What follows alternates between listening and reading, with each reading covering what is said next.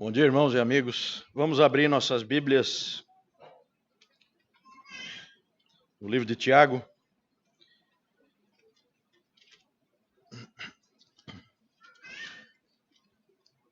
Capítulo 1. Nós vamos ler do 13 ao 15, mas antes nós vamos orar. Senhor, nosso Deus, nós te louvamos, Senhor, nessa manhã, nos alegramos de estarmos aqui e queremos receber ensinamentos de Ti, Senhor, receber da Tua palavra. Queremos receber poder também do Teu Espírito, para que a Tua palavra seja instrumento de transformação em nossas vidas, que Tu estejas usando, Senhor, que ela não volte vazia, que ela possa ser alimento para as nossas almas, Senhor, transformador. Que Tu estejas, ó Deus, trabalhando aqui conosco nesse momento. É o que nós te pedimos, agradecidos em nome do Senhor Jesus Cristo. Amém. Vamos ler então Tiago, capítulo 1, do 13 ao 15. Ninguém ao ser tentado diga, sou tentado por Deus. Porque Deus não pode ser tentado pelo mal e Ele mesmo a ninguém tenta. Ao contrário, cada um é tentado pela sua própria cobiça, quando esta o atrai e seduz. Então a cobiça, depois de haver concebido, dá à luz o pecado. E o pecado, uma vez consumado, gera a morte. Eu já repeti, irmãos, diversas vezes aqui, e eu vou fazer isso de novo. A primeira frase de um dos livros mais importantes, uma das obras mais importantes do protestantismo, As Institutas da Religião Cristã, de João Calvino. Primeira frase do primeiro capítulo, ele diz assim: quase toda a suma de nossa sabedoria, que deve ser considerada a sabedoria verdadeira e sólida, compõe-se de duas partes: o conhecimento de Deus e o conhecimento de nós mesmos. No texto que a Rebeca leu para nós temos os dois. Vocês viram a ênfase, né? Reunida a multidão, Jesus chama a atenção para aquilo dizendo, ouvi e entendei. Porque é extremamente importante que a gente entenda e creia nisso que ele disse ali, em Mateus 15. Jesus mostra para nós qual é o nosso grande problema de todos os seres humanos, um problema com o qual nós já nascemos. E com isso ele também dá a dica de como Deus nos vê e qual é o foco do trabalho de redenção que Deus tem para nós. Qual a grande missão do Salvador, que é nos libertar do pecado. Ao Senhor pertence a salvação. Nessa série que começo hoje, é sobre isso que nós vamos tratar. O problema de todos nós aqui e de todos os demais seres humanos sobre a face da Terra. Lá em 2009, eu iniciei uma série sobre idolatria, que iniciava com aquela última e enigmática frase da primeira carta do apóstolo João: filhinhos, guardai-vos dos ídolos. Ponto final, acabou a carta. Passados quase 10 anos, eu me pergunto, será que a Igreja do Senhor se preocupa com isso? Quantos e quais são os ídolos pelos quais você se apaixonou e não consegue nem mais enxergar o seu vínculo com eles ao longo da sua caminhada? Você sabe quais são? Como vai se guardar deles se não sabe quais são? Note que João está escrevendo para crentes. Ele está escrevendo para pessoas como eu e você. Esses ídolos, como disse Calvino, eles são criados e forjados no nosso coração. O coração humano é uma fábrica de ídolos. E é de lá, como disse o nosso Senhor Jesus, e aí é muito importante você sempre se questionar, isso que Jesus disse, eu creio? Porque ele disse que é de dentro do coração do homem que procedem todas essas coisas ruins. Então nós vamos olhar para os nossos corações, tão desesperadamente corruptos, e nós vamos fazer isso usando os famosos 7 pecados capitais. A ideia de fazer uma série com eles veio de uma ideia original do John Piper e seus amigos, em que eles passaram pelos 7, cada um pregou em um. O Piper ficou com a lascívia, ou luxúria, também conhecida. Cada um pregou em um deles. Vamos lá então, hoje evidentemente é a introdução da série. E aí nós temos que primeiro nos perguntar o que são esses 7 pecados capitais. Também conhecidos como pecados mortais, ou pecados principais, ou essenciais, porque essa palavra capital vem de caput, que é cabeça. E aí essa palavra ela pode ser usada nesses sentidos também, você pode consultar aí no dicionário, né? Que ela pode ser vista também como mortal ou como essencial, principal. Eu imagino que alguns tenham torcido o nariz quando viram essa série aí anunciada. Devem ter dito, isso aí deve ser coisa lá do catolicismo romano. É por isso que é tão importante a gente conhecer a história da igreja, para não ficar dando bola fora por aí, né?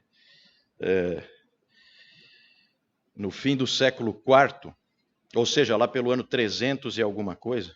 Vejam bem, eu não disse 1300, eu disse 300 e alguma coisa.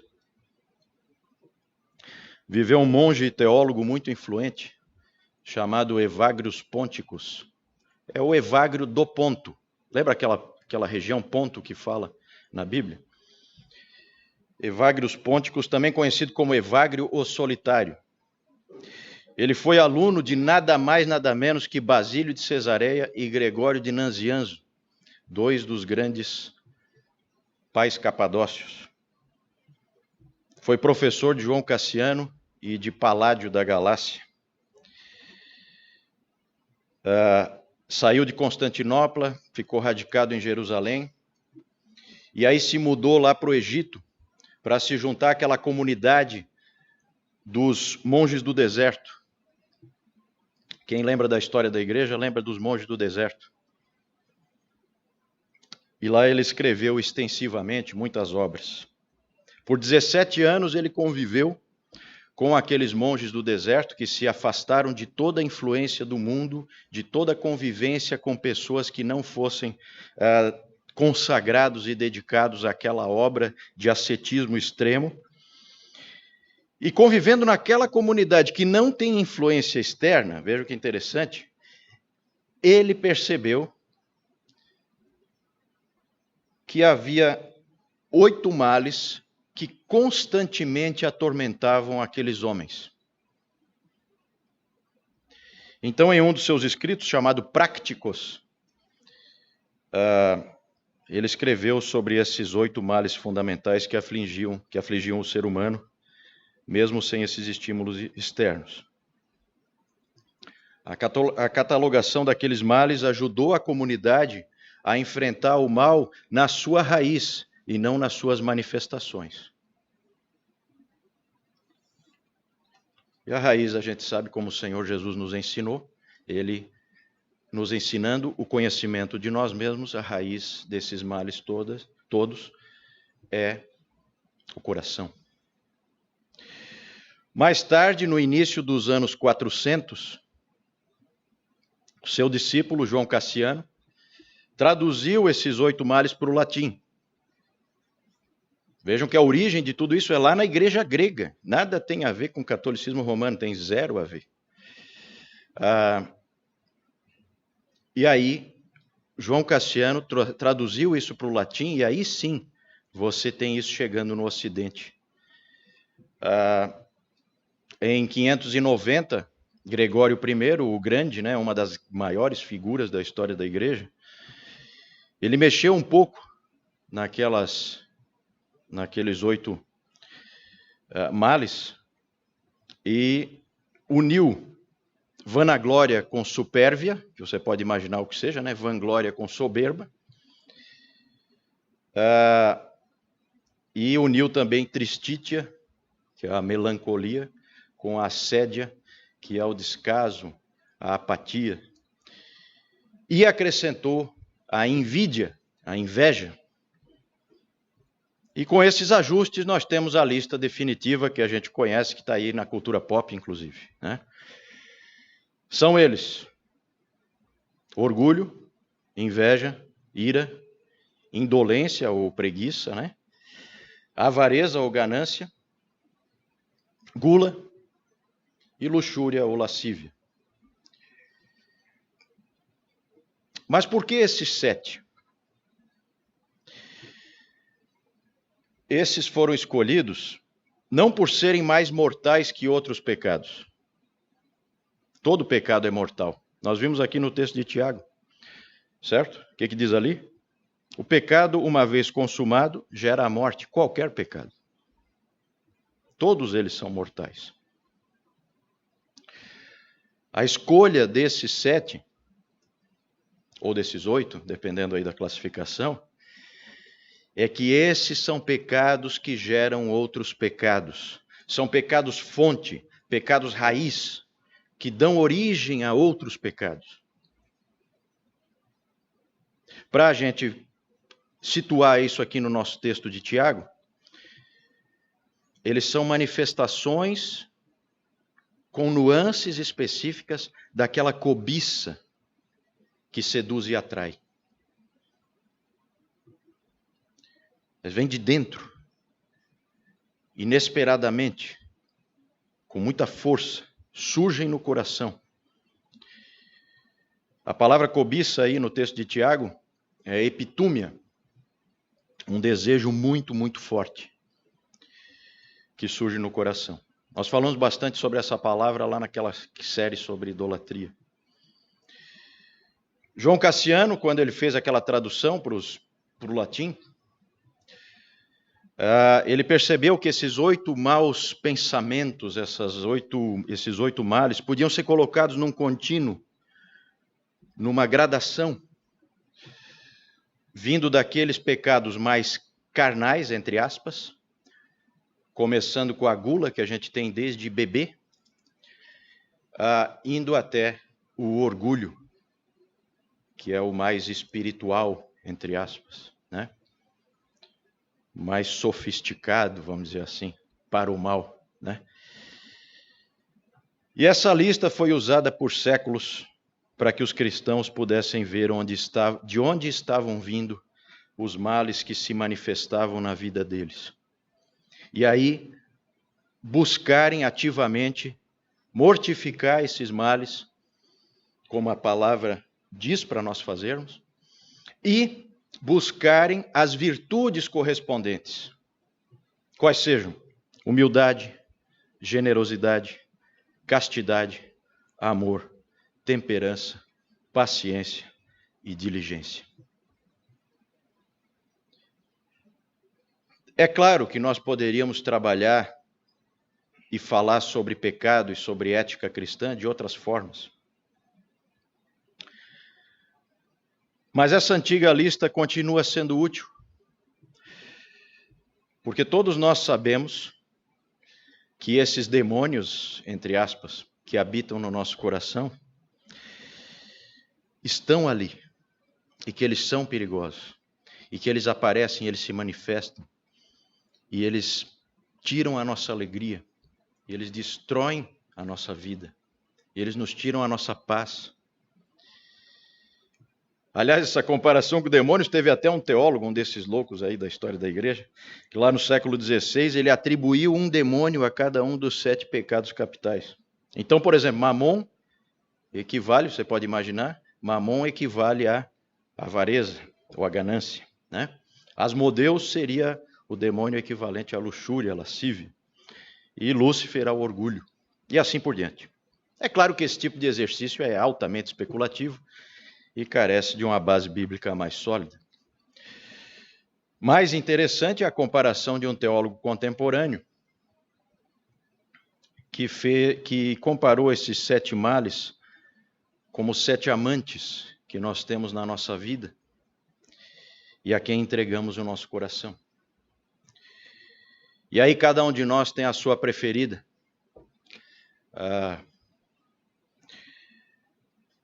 Mas, de maneira perversa, amamos todas elas em alguma medida. E elas vão acabar conosco se não as abandonarmos e nos voltarmos ao nosso único objeto de amor e devoção, que é o nosso Deus e o nosso Senhor Jesus Cristo. E aí nós temos que pensar, né? Qual é a nossa amante favorita? Está na hora de abandonar todas elas. O Ano Novo, tradicionalmente, né, tem aquele clima, né, já vem do Natal, aquele clima assim de boas intenções e de resoluções, né, para ser uma pessoa melhor e tal. Então vamos lá, né? Eu proponho hoje uma dessas resoluções, né? Que nós paremos de trocar a verdadeira alegria que podemos ter em Jesus Cristo por essas falsas alegrias, prazeres e mentiras, esses arremedos que o nosso coração coloca diante de nós. Infelizmente, ainda muitas pessoas acham que a vida cristã é uma vida de tristeza, de negação, de cara fechada. Que grande mentira. A alegria do Senhor é a nossa força. Neemias 8:10. Filipenses 4:4, alegrai-vos sempre no Senhor, outra vez digo, alegrai-vos. 1 Tessalonicenses 5:16, regozijai-vos sempre, sempre. Jairson leu para nós aqui no início do culto, Salmo 4, né? O Salmo 4 termina com aquele salmista, independentemente das circunstâncias, deitando a cabeça no travesseiro e descansando em absoluta paz. Deixo-vos a paz, a minha paz vos dou. E no versículo 7 diz assim, mais alegria me puseste no coração do que a alegria deles, quando lhes há fartura de cereal e de vinho. O momento mais alegre deles é muito inferior à alegria que eu tenho em ti. Esse é o salmista. É isso que o nosso Pai quer para nós, alegria, alegria. A verdadeira alegria, a verdadeira vida, a vida abundante. Não é? Não é essa a promessa que nós temos? Como nós temos uma tendência de crer errado sobre Deus, né? Lembram lá da frase do Calvino? Conhecimento de Deus e conhecimento de nós mesmos. Essa é toda a sabedoria verdadeira e sólida. E a gente tão facilmente não conhece nenhum nem o outro, não é? E às vezes a gente pensa em Deus, algumas pessoas, né, tendem a pensar em Deus como alguém autoritário e arbitrário, que impõe mandamentos para nós para nos tirar a nossa alegria, a nossa satisfação, o nosso prazer e nos tornar miseráveis e infelizes. Nada mais longe da verdade. Os mandamentos do Senhor, eles são para a nossa proteção e para a nossa alegria. É aquela ordem do pai para o filho, que ele dá para o filho ser feliz. Outros, no outro extremo, veem a Deus como um amigão lá de cima, um Papai Noel cósmico, né, como a gente diz, que tolera e perdoa tudo. Você viva como quiser. Esses logo vão descobrir, da pior maneira, que quando eles preferiram os caminhos do pecado, eles estavam escolhendo outros deuses, e que logo o coração deles vai ser tomado por esses deuses, e Deus não divide coração. Não haverá mais espaço ali para o Deus verdadeiro. E eles acabam abandonando a Deus naturalmente, Vocês já viram isso inúmeras vezes. O pecado sempre é uma declaração de que alguma outra coisa diferente de Deus é mais desejável do que Deus. O pecado é uma declaração de que alguma coisa diferente de Deus é mais desejável do que Deus. O pastor Tim Keller, numa pregação, numa série que ele fez, na verdade, sobre o pecado, é uma série maravilhosa, recomendo para os irmãos. Ele fez uma pregação do pecado como fermento. Ele sempre faz assim, pecado como isso, pecado como aquilo, pecado como aquele outro, porque a Bíblia ela é multifacetada, então ela nos ensina de várias maneiras diferentes. E aí tem esse sobre o fermento. Claro que ele está se referindo lá a Mateus 16, que vem logo depois aqui desse texto de Mateus 15, que a Rebeca leu para nós, em que ele fala 2 vezes para os apóstolos, acautelai-vos do fermento dos fariseus e saduceus. E ele dividiu aquela pregação em 3 partes. Primeiro, que o fermento atua de forma invisível. Segundo, que o fermento se espalha muito rapidamente. E terceiro, que o fermento tira toda a doçura. Ora, irmãos, as pessoas no tempo de Cristo, elas sabiam que quando elas colocavam fermento na massa, ele se espalhava por toda a massa e que isso era algo invisível. Você só vê os efeitos, aquela massa crescendo. Hoje, nós sabemos que o fermento são micro-organismos que comem o açúcar da massa e transformam em álcool e gás carbônico. O álcool evapora e o gás carbônico fica preso. Que são aquelas bolinhas, né, que a gente vê na massa, né, depois que está pronto lá o pão, o bolo, né? E as pessoas sabiam que tem uma hora que você tem que levar a massa para o fogo. Porque se aquele processo continuar, a massa azeda. Porque todo o açúcar foi consumido.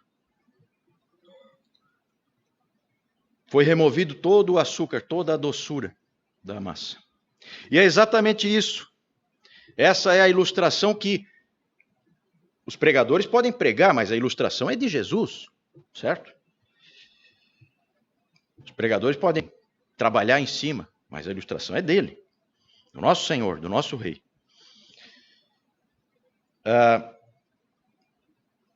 Esse mal, que pode ser comparado com o fermento, ele está no nosso coração, agindo de uma forma invisível e não para de crescer e tira toda a doçura, toda a alegria da nossa vida. Muitas pessoas falam das dificuldades, do sofrimento da vida cristã e reclamam porque tudo é muito difícil. Mas a vida cristã não deveria ser assim. Ela deveria nos trazer alegria, inclusive acima das circunstâncias.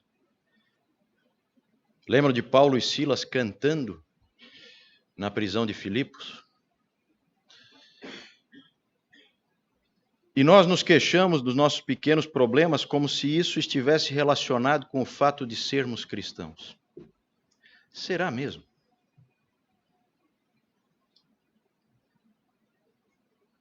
Às vezes a minha desconfiança é que nós estamos sendo enganados de novo. O que tira a nossa alegria não é nós sermos cristãos, pelo contrário. O que tira a nossa alegria é sermos cristãos, permitindo que o pecado permaneça e cresça. Junto. Dr. Lloyd Jones sempre dizia que não há nada mais miserável do que o cristão que não vive a alegria que lhe está proposta.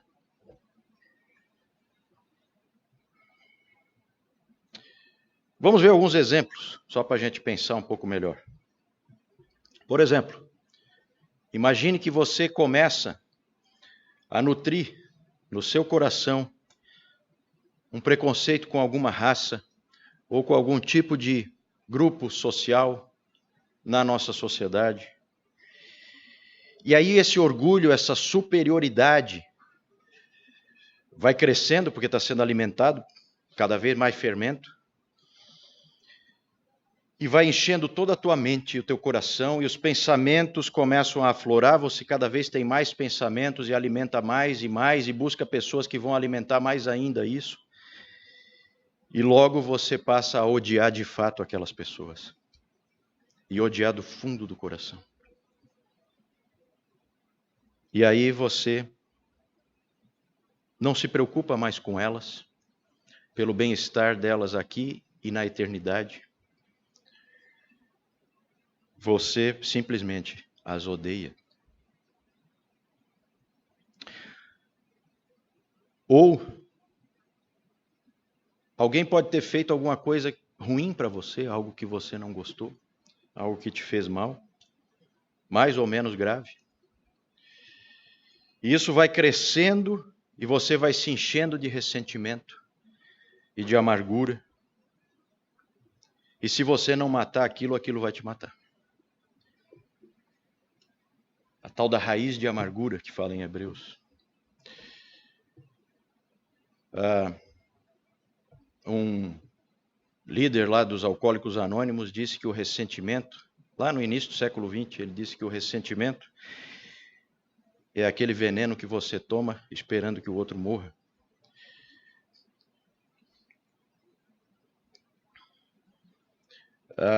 E aí você passa a ser uma pessoa deformada pelo pecado, como dizia C.S. Lewis, né? Que você cada vez vai sendo mais deformado pelo pecado. Quanto mais pecado na tua vida, mais ele te deforma. Inclusive, ele trabalha isso na questão do inferno, né? Quando Deus te abandonar, aí a deformidade vai ser sem limites. Naquela grande mensagem dele, o peso da glória, ele fala sobre isso. Mas você já pode ir sendo deformado pelo pecado aqui. E você vai se tornando uma pessoa que reclama de tudo, cheia de ressentimento e desprezando as pessoas. E aí as pessoas começam a te desprezar também, e aí você, num ato de orgulho, começa a se justificar, né? Porque olha como elas me desprezam. E elas passam a desprezar porque você é uma pessoa desagradável, difícil. E aí é esse ciclo vicioso. E no fim você arruinou a sua vida e nem percebeu. Nem percebeu. Porque o fermento cresceu de forma invisível, tomou conta de tudo muito rápido e tirou toda a doçura da sua vida. Ou você pode, um terceiro exemplo, você pode alimentar pensamentos impuros em relação a alguma outra mulher que não é sua esposa. Isso não vai ficar só na primeira fantasia. Virão outras. Isso vai crescer. E logo você terá outras fantasias com aquela mulher, e logo terá fantasias com outras mulheres. E você vai fantasiando sempre mais e mais. E das duas, uma. Ou isso explode e vem para fora, acabando em algo grave e vergonhoso como um adultério, com todas as suas consequências horríveis, destrutivas de vidas.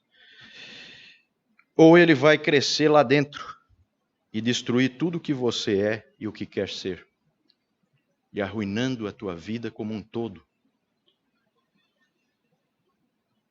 E você logo não vai mais conseguir... Sabe o que vai acabar acontecendo? Você não vai mais conseguir apreciar a tua esposa. Porque ninguém pode viver de fantasias. E ela não pode satisfazer as suas fantasias. E aí toda a doçura terá sido consumida na massa. E toda a tua vida ficará azeda e amarga. E a linda mulher da tua mocidade que Deus te deu a alegria dos teus olhos, de repente perde o brilho e a beleza por causa do monstro que cresceu dentro de você. Isso é verdade sobre todo o pecado, isso aqui são só exemplos. Por exemplo, ninguém tem inveja uma vez.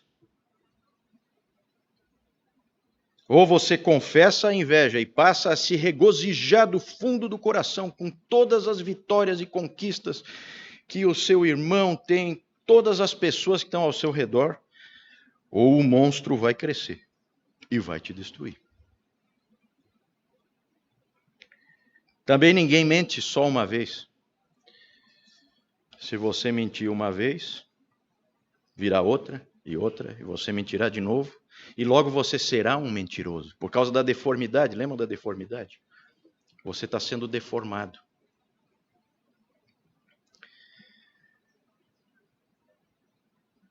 Ou você se compromete a ser verdadeiro, a qualquer preço, custe o que custar, ou toda a doçura da vida será sugada por aquela sua complacência. Graças a Deus que nós não ficamos lançados a nós mesmos nessa sorte infeliz de deformidade progressiva. Porque você deve estar pensando aí, né? Poxa, Juliano, de novo? Acabou de passar o Natal, agora vem o Ano Novo. E você vem falar sobre isso? Que mania, que estraga prazeres. Não, meus irmãos, o estraga prazeres é o pecado. O exterminador de alegria. E eu acho que nós precisamos falar de pecado, sempre de novo. Esse é o nosso trabalho, porque todos nós aqui somos pecadores. Todos nós temos todas essas coisas aí. E nós precisamos nos ajudar, mutuamente, como igreja. Porque parece que a igreja como um todo tem feito pouco caso daquilo que o Dr. Martin Lloyd Jones chamou de a grande pecaminosidade do pecado. Sinais e maravilhas e não sei o que e tal, e prosperidade. E não se fala muito em pecado. Eu mesmo estou lidando com uma situação muito próxima a mim, em que o pecado está devastando vidas, e para meu espanto, a igreja envolvida, não é a nossa, graças a Deus, mas a igreja envolvida, nada faz porque já tem uma cultura estabelecida de complacência total com o pecado. E uns já estão imitando os outros. Porque o ser humano é mimético, né? Ele imita. Vocês já viram isso? Vocês já viram isso até no noticiário, né? Alguém jogou uma criança pela janela do prédio. Daqui a pouco tem gente jogando a criança pela janela do prédio, um atrás do outro. Já viram isso?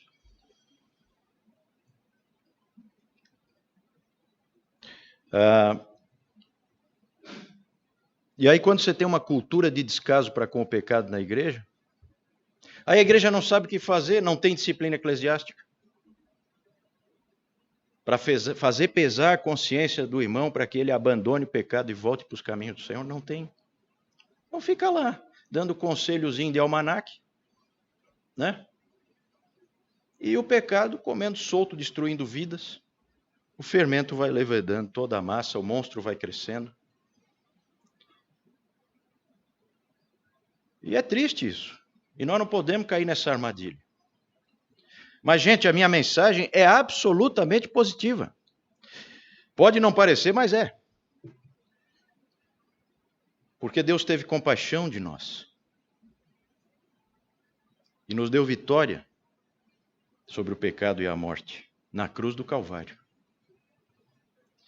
E Ele nos deu do seu Espírito, habitando em nós, para lutar contra essa carne, para sufocá-la, para nos ajudar na difícil tarefa de mortificar o pecado, para que nós tenhamos paz e alegria.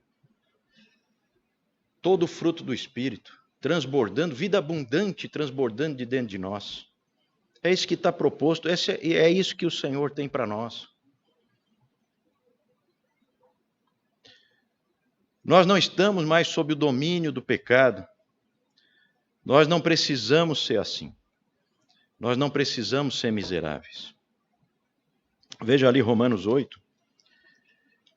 Todo o capítulo é um capítulo de vitória nessa luta. Mas ele já começa, veja ali o versículo 1 de Romanos.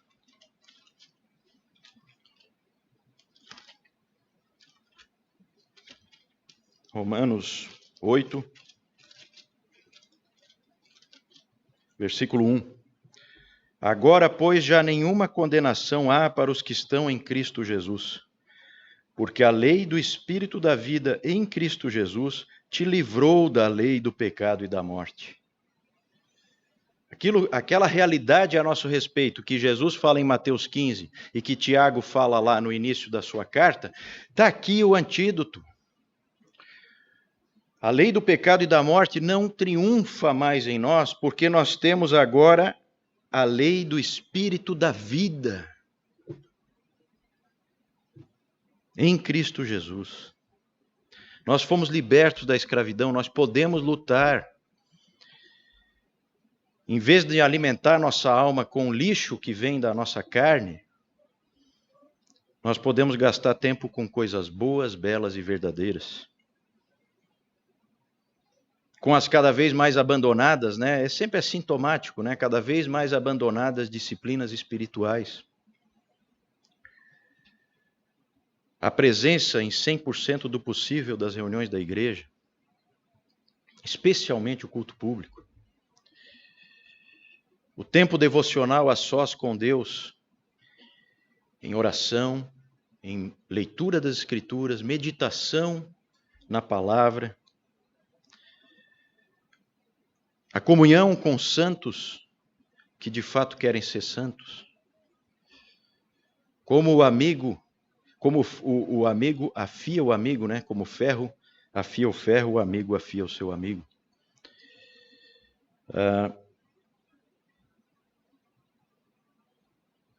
A vigilância, que o Newton sempre fala aqui, né? O nosso decano aí, o Newton, sempre fala aqui da vigilância. Que disciplina espiritual esquecida. Filhinhos, guardai-vos dos ídolos. Sem vigilância, você está morto. Está morto. Mortaço. Vigilância é isso, guardar-se, proteger-se. Guarda o teu coração, Provérbios 4, que dele procedem as fontes da vida.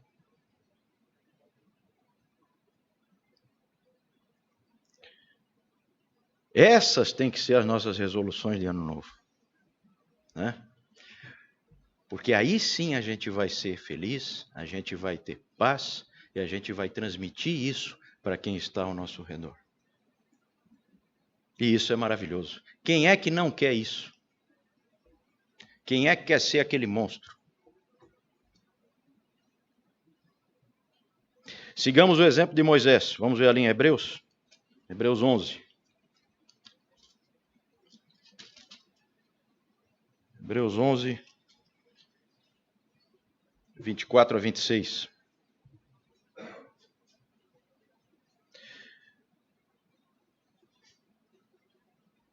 Pela fé, Moisés, quando já homem feito, recusou ser chamado filho da filha de Faraó, preferindo ser maltratado junto com o povo de Deus, a usufruir prazeres transitórios do pecado, porquanto considerou o opróbrio de Cristo por maiores riquezas do que os tesouros do Egito, porque contemplava o galardão.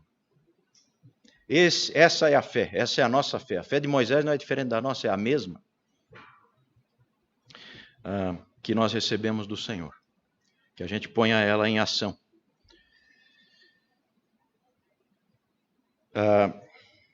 Nas próximas pregações, nós vamos passar por cada um desses pecados capitais, com o objetivo de ficarmos vigilantes em relação a cada um deles. Nós começaremos com os mais espirituais, né, entre aspas, indo para os mais carnais, também entre aspas. Todos eles são carnais, na verdade, né? E que o Senhor nos ajude nessa missão. Eu queria terminar com uma frase fundamental do grande clássico do puritano John Owen, A Mortificação do Pecado, em que ele exorta a cada um de nós, e a ele mesmo, né, Ele diz o seguinte a respeito da nossa obrigação de mortificar o pecado. Ele diz assim: nunca desista disso enquanto viver. Não descanse nem um dia desse trabalho. Continue matando o pecado, ou ele te matará. Vamos orar? Senhor, obrigado porque nós temos em Ti todos os recursos para que a gente possa lutar. Perdoa-nos, Senhor, pela nossa complacência, pelo nosso descaso, pela nossa falta de diligência e vigilância. E dá-nos agora muita vontade, Senhor, no coração, de buscar essa vida abundante que somente Jesus Cristo pode nos dar. Que Tu nos perdoes por termos entristecido o Teu Espírito, que a gente possa realmente fazer aquilo que Tu nos disseste para fazermos, que é mortificar a carne e viver no Espírito, que a gente aprenda isso, que a gente se estimule mutuamente a isso, Senhor, que essas reflexões que a gente vai fazer nessa série possam ser úteis também nesse sentido, que essa nossa reflexão hoje possa ter sido útil nesse sentido, que a gente possa lembrar que o mesmo problema que nós passamos foi o problema de todos os nossos irmãos em todos os séculos, em todas as circunstâncias, e que a gente possa ter a alegria de saber que Tu estás conosco e nos ajudas e nos fortaleces, e que a gente pode sim crescer na Tua graça, aguardando ansiosamente pelo bendito dia em que estaremos contigo, glorificados, Senhor, na Tua presença, já livres em definitivo da carne e do pecado. Nós Te agradecemos pela vitória de Jesus Cristo sobre o pecado e a morte na cruz do Calvário, pela Sua ressurreição e ascensão, e porque Ele reina soberano sobre tudo, hoje, e porque Ele é Senhor da igreja. Que a gente possa viver de maneira digna desse senhorio, dessa realeza, que cada um de nós possa estar se examinando nesse dia e se comprometendo a ter uma vida mais consistente, mais bonita e mais para a Tua glória. É isso que nós Te pedimos, Senhor, em nome do nosso Senhor e Salvador Jesus Cristo. Amém.